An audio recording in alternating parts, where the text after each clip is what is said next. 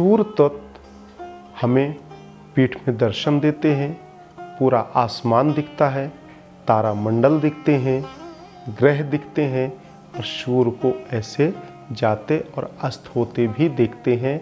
यहाँ तक कि खुली दृष्टि में भी दृष्टि के चक्षुओं के माध्यम से देख भी सकते हैं, बात भी कर सकते हैं। कई बार घोड़ा में भी आपको सफ़र उनका दिखेगा, कई बार एक पूरा लावा की तरह पूरा अवस्था में दिखेगा।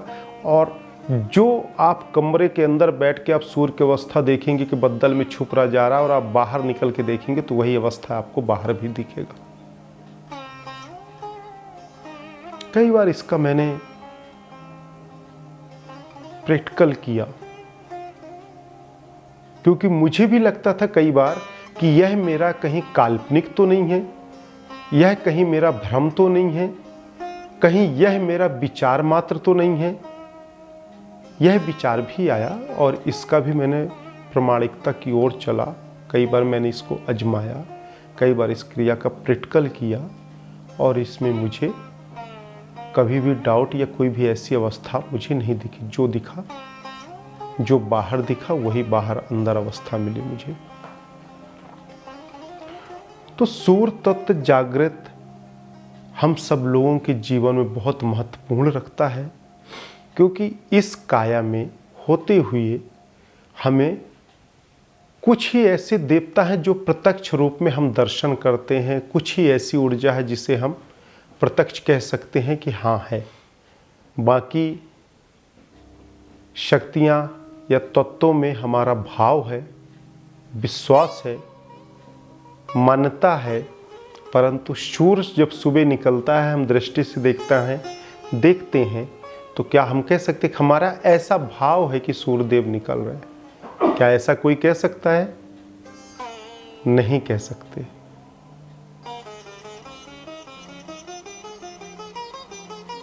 ये कहेंगे कि सूर्य भगवान का, सूर्य देवता का उद्गम हो गया, मैंने देखा है, क्योंकि वह प्रैक्टिकल है, दृष्टि में है, भाव में है। परंतु जब अंतर काया में भी आप देखेंगे तो काफ़ी समय बाद या निरंतर अभ्यास के दौरान आपको फिर खुली दृष्टि में भी यह अवस्था आपको दिखाई देगी। समस्त ब्रह्मांड जागृत होगा तो ब्रह्मांड के अंदर के सारे पदार्थ, सारे ऊर्जा, सारे सौरमंडल, सारे जीव जंतु सब भी तो आपको इस काया के अंदर ही दिखेंगे।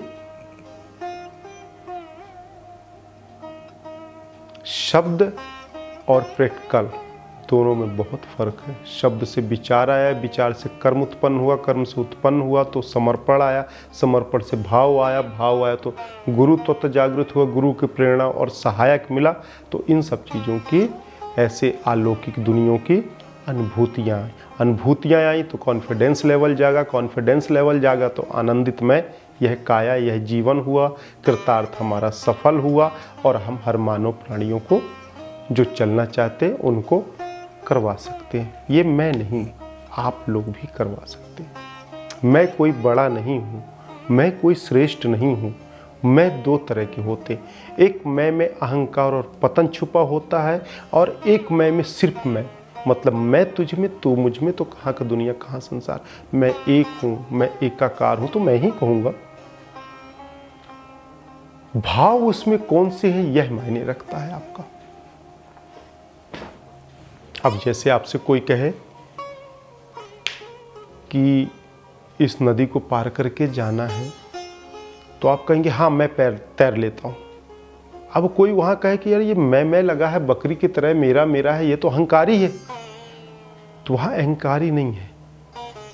मैं तैर लेता हूँ, ये नहीं कहोगे कि मेरा शरीर तैर लेता है, मैं तैर लेता हूँ। मतलब कौन तैर रहा? आंतरिक ऊर्जा का जो पारदर्शिता शरीर है वह तैर रहा है, परंतु वह इस शरीर के साथ जुड़ा हुआ, इसलिए शरीर भी पार करके निकल रहा है, उस तरफ जा रहा है।